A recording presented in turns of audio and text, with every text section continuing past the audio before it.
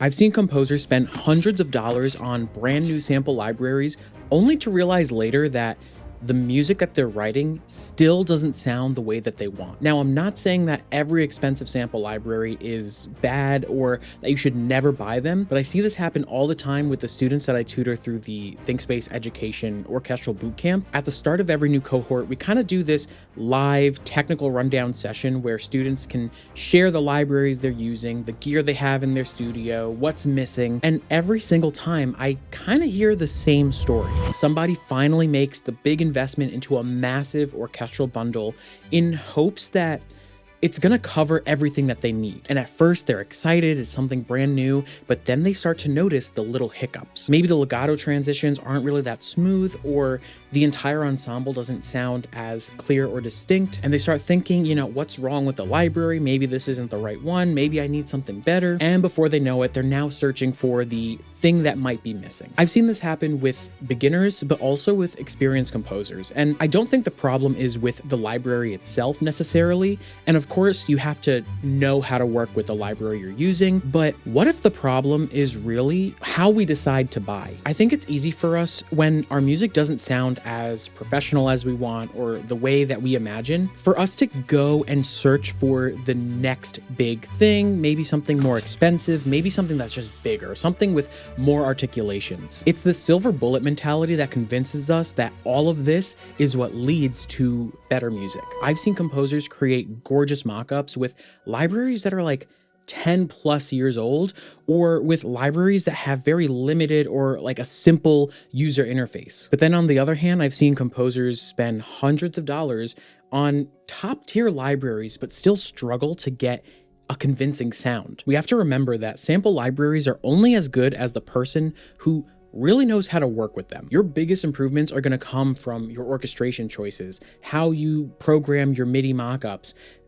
basic mixing and blending techniques. So if you're struggling to get your music to sound great, a new library might help. It might sound different, but it won't be the thing that makes you a better composer, a better writer. And we get caught in that cycle of searching, spending the money, we get that initial excitement, then we feel like something's missing, and then we start all over again. So before we even think about buying a brand new library, we need to take a step back, break out of the cycle for a second, and actually approach this differently through some sort of a lens or some sort of framework to help us buy ahead of time. And this starts by doing a deep dive into what you already have. One of the biggest mistakes composers can make is not knowing what they already own. As you add more libraries to your collection, the more they kind of get lost and forgotten about in your hard drives, especially now that different developers are creating their own players. We have Contact, Spitfire's player, Opus, Musio, Sign, and this is also why I built my sample library tracker in Notion. I usually find it really hard to keep track of the libraries that I already own, the ones that go on sale, the ones that I really want. And if I created a new library, I can keep track of like all the basic information, but I also have a space where I can log strengths and weaknesses, what current role it plays, and I get an overall sense of the libraries that I actually use over time. And maybe you have a different method of tracking your sample libraries, but go back to your past couple of projects. Are there libraries that you just automatically go to, or maybe there are some that you instinctively avoided? And if you can answer these questions, it kind of makes you wonder why you were avoiding certain libraries, maybe certain developers in the first place. Maybe they don't fit your workflow. Maybe they require a little bit too much tweaking, or maybe you completely forgot about them. One thing I've noticed when I chat with other composers who have a pretty solid grasp on the libraries that they already own is that they rarely buy a new sample library. Instead, they have a core set of libraries that they turn to, maybe like a foundational orchestra, but they know it inside and out. And after years of building up my collection, reviewing a bunch of sample libraries on YouTube, I'm noticing that there's also some hidden costs to owning too many libraries. First is the storage problem. Some of the bigger orchestral libraries can take up to 80, 90, 100 gigs, maybe even a little bit more than that. And if you keep adding to that, you're eventually going to need more or larger SSDs. I basically have one SSD just for Spitfire libraries. I have another SSD that is just for the East West Hollywood Orchestra. Like, not just like all of East West products, This is a 1 TB SSD that is just for that orchestra. And then I have another like 2 TB general SSD that I can load on like other libraries as well. And at one point I even looked into a 4 TB SSD just so I can keep up with everything. And depending on the company, depending on the product, that could cost as much as a brand new sample library itself. So now I'm at the point where I want to be way more selective about what I own, because if not, it's literally costing me space. Then there's the hidden cost of time, thanks to the abundance of choice. When you have like 5 different string libraries, all with different reverbs, different mic positions, different ensemble sizes, it becomes a lot harder to make quicker writing decisions. If I'm spending more time auditioning sounds than actually writing music, I often lose that sense of creativity, the sense of freedom. And this is the asterisk in template building, where you want to be more selective about what you actually want to include in it. So now that we know what we have, how we tend to use it, the next step is to figure out what is actually missing. Over the years, I've had to find a balance of knowing when I needed a new library versus when I just wanted one. And that's why doing that full audit, that reflection, is really important to start. So before you go ahead and buy a brand new sample library, you want to go through everything, right? List out those strengths and weaknesses like we saw on the page. Consider what role does it actually play? Is this like your main go-to string library?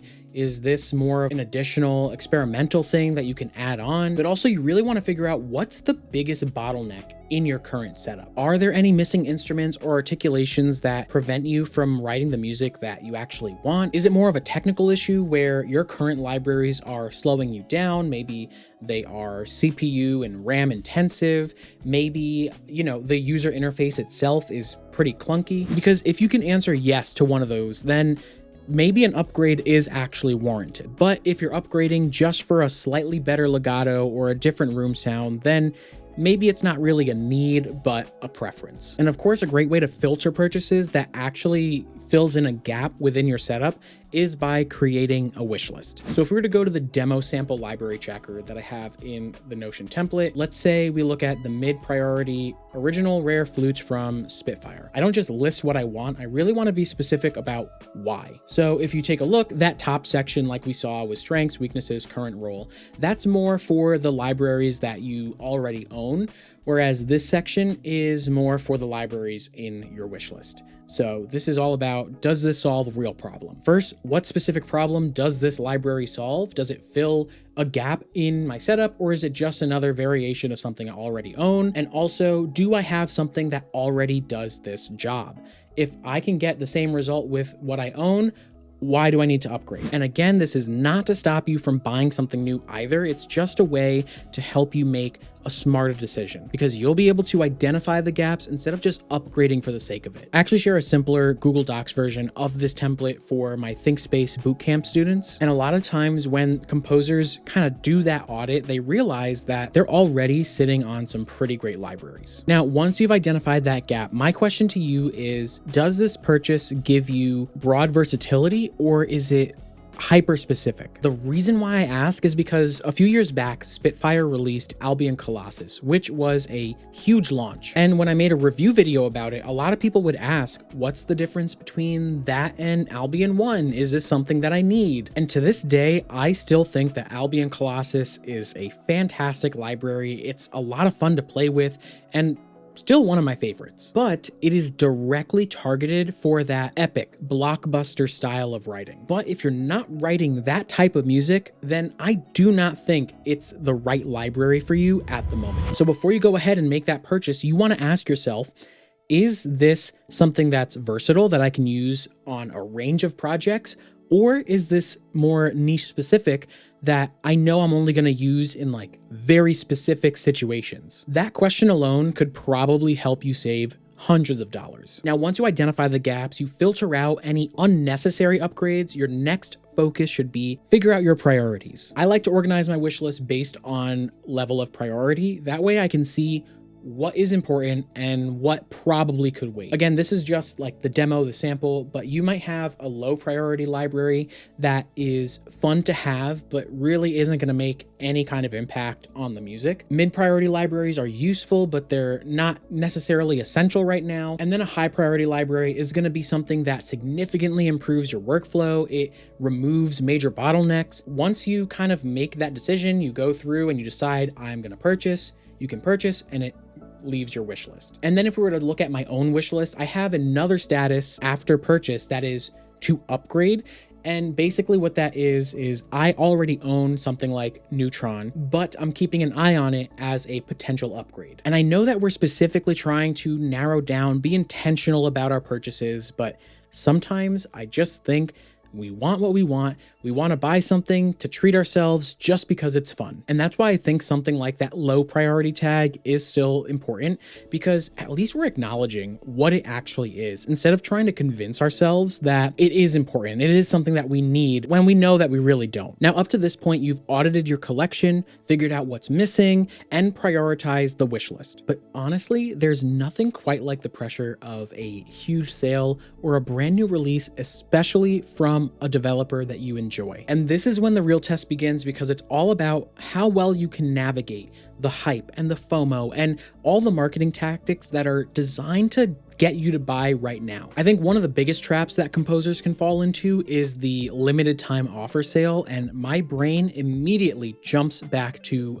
every single Black Friday. Every sample developer runs a sale. You start seeing huge discounts like 40, 50, 60% off, sometimes even more. And then you feel the urgency to make a decision. But then beyond that, I think the most dangerous but effective version of this sale is an exclusive bundle. I remember a few years back, there was a deal where if I spent $300 or more, I would get this bonus, additional, exclusive library. And this library wasn't available anywhere else. It was just part of the bundle. And at that point, I didn't really have any kind of structure for my wish list or my purchases. It was just kind of like a bombardment of emails of like, oh, you might want this and this and this. So of course I gave in and I bought way more than I actually needed just so I could meet that spending threshold. And the worst part is I didn't even know what that library really was. I didn't do any research into it.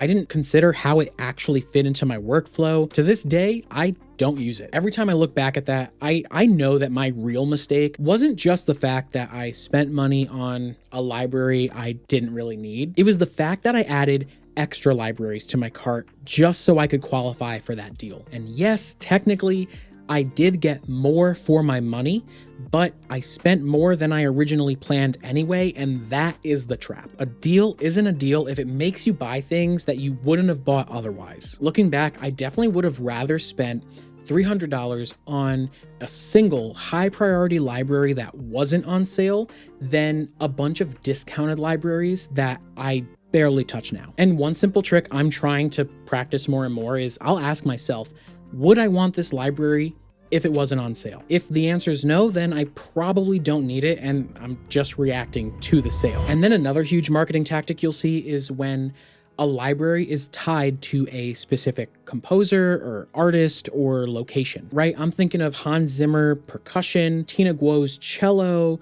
Junkie XL brass. But then even if it's not artist specific, you might see like, oh, get the sound of Air Studios, Abbey Road, the Newman Scoring Stage, Synchron, Teldex. We see those names and immediately associate the sound of that composer, of that space. It feels like owning those libraries will get us one step closer to that sound. It kind of feels exclusive, like it's the secret to getting that signature style. But I also think we should recognize that there is definitely an emotional connection at play. Like we don't just want the sound, we want the creative identity associated with that sound. This is all a very aspirational method of marketing. And again, I want to be very clear that I'm not saying that these expensive libraries are bad or you should avoid these sample developers. I would actually argue that a lot of these libraries are pretty fantastic. They're unique, they're high quality, there's a lot of thought and detail and attention that went into creating them. Now, if these libraries are worth their price tag is ultimately going to be up to you,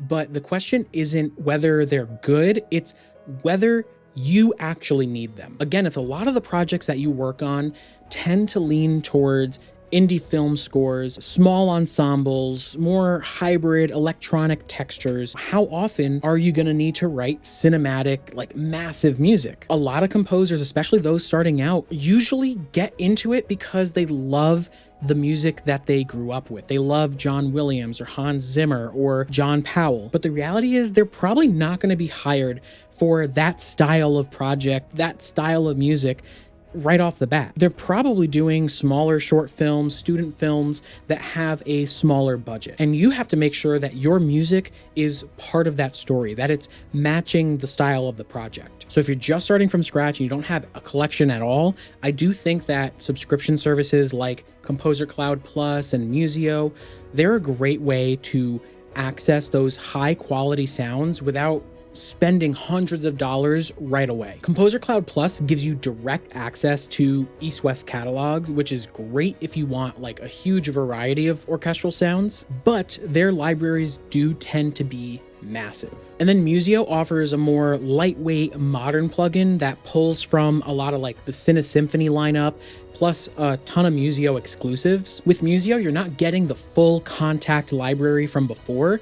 Instead, you're getting something that's more streamlined specifically for the Musio plugin. I think that for beginners, these subscription models really let you explore libraries, figure out what sounds work for you, and you can experiment without the pressure of committing to a full price library right away. But I will say that long term, I do think it's important to build a setup that's yours, something that's not going to disappear the moment that you stop paying for it. Now, if you're someone who already has a collection of libraries, I don't think your best next step is necessarily buying something new, buying more. Instead, it's making sure you get the most out of what you already own. One of the members of a composer group that I'm part of mentioned that when he feels like his libraries are starting to become stale, he'll go back and rewatch different walkthroughs and tutorials. He'll go listen to the demos on the sales page, and he'll realize that it can do a lot more than he remembered, which can then set off that spark of inspiration. And when he said that, I really love that tip because you might just be surprised how much you can actually do with something that you just forgot about. I really think that your best sample library isn't going to be the newest, it's not the most expensive, it's the one that you know how to use. Because being intentional and making smarter decisions about the tools that you use is definitely going to get you further than just buying the next shiny thing. So I'll see you in the next one, and as always, happy composing.